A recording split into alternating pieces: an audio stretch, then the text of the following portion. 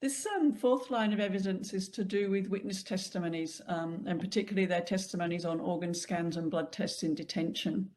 So as we've already established, transplants are available at very short notice for those who can pay in China.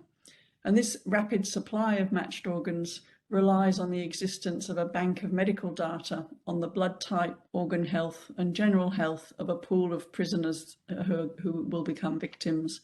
So when a customer wants to buy an organ, the data bank can be searched to find a victim who is a good match for the customer and then killed to order to provide their organ. This whole system, this data bank for matching, relies on all the potential victims, the prisoners, being tested.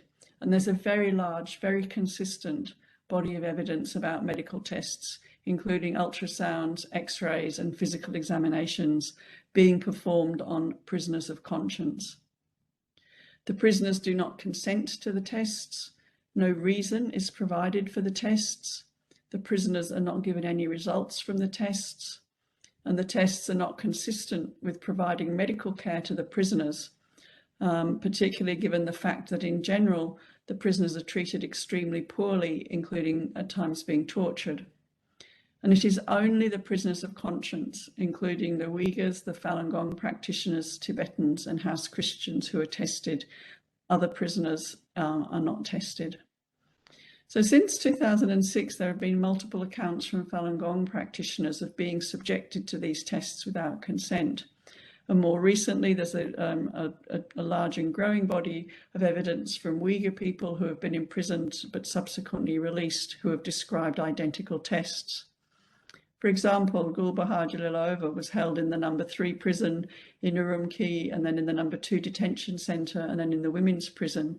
And she describes being stripped naked for a medical examination, having to forcibly give a blood sample and a urine sample, and then a week later being taken to a place with medical equipment, being examined and blood samples taken and ultrasounds tested.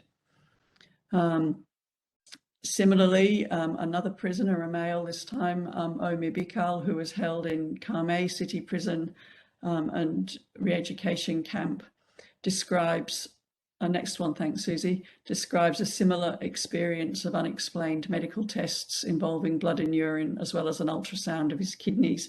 And he very specifically applies the ultrasound, applying the cold gel to check his kidneys. It would have checked his liver as well, the structure of his liver.